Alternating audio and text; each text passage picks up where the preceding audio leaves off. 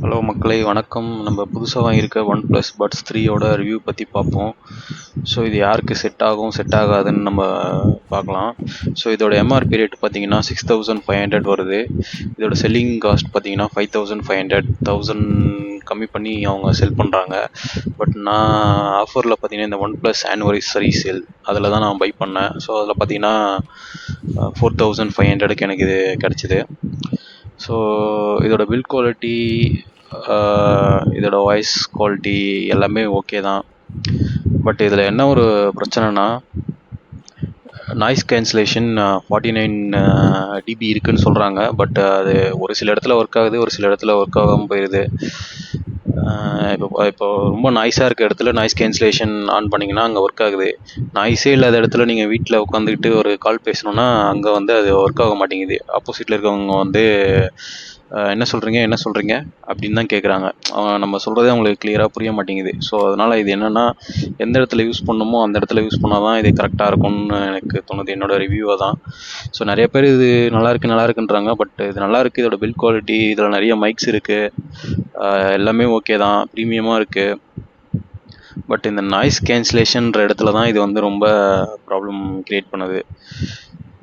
ஒரு சில இடத்துல ஒர்க் ஆகுது, ஒரு சில இடத்துல ஒர்க் ஆக மாட்டேங்குது. மற்றபடி இதோட பில்ட் குவாலிட்டி எல்லாமே சூப்பராக இருக்குது. நீங்கள் காதில் மாட்டிட்டிங்கன்னா இது காதில் இருக்கிறதே தெரியாது. அதுலேயும் டிரான்ஸ்பரன்சி மோடுன்னு ஒன்று இருக்குது. அதெல்லாம் நீங்கள் ஆன் பண்ணிட்டீங்கன்னா இது எவ்வளோ நேரம் காதில் இருந்தாலும் உங்களுக்கு பெயினே வராது. ஸோ அந்த மாதிரி இருக்கும். இது ஒரு இயர் டிப்ஸ் இருக்குது, மற்ற புக்லெட்டு, உங்களுக்கு அஸ்யூஷுவலாக ரெட் கேபிள் கிளப்பு, ஒரு டைப் சி சார்ஜிங் போர்ட் இருக்குது.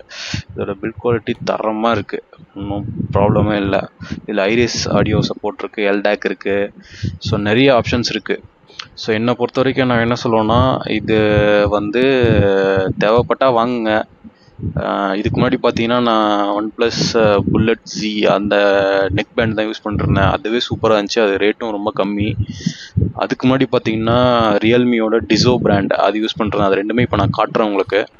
அது ரெண்டுமே பார்த்தீங்கன்னா ஒன்று வந்து 1300, இந்த டிசோ 1300 தான். இது வந்து இந்த நெக் பேண்ட் வந்து பார்த்தீங்கன்னா 1400 நினைக்கிறேன் ஒன் ப்ளஸோடது. ஸோ ரொம்ப சீப்பாகவே நம்மளுக்கு கிடைக்கும். நம்ம உங்களுக்கு ஓகேனா இதே யூஸ் பண்ணுங்கள். ஏன்னா கால் வருதுன்னா டக்குன்னு எடுத்து நெக்கில் மாட்டி நம்ம கால் அட்டன் பண்ணலாம்.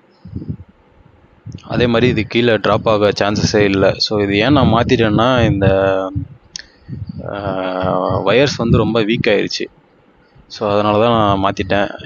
அப்புறம் வந்து சார்ஜ் வந்து இப்போ கொஞ்சம் நிற்க மாட்டேங்குது. நான் வந்து இதை 2 இயர்ஸாக யூஸ் பண்ணிட்டேன் இந்த டிசோ. அப்புறம் இந்த ஒன் ப்ளஸ் பார்த்தீங்கன்னா ஒரு 1 இயராக யூஸ் பண்ணேன்.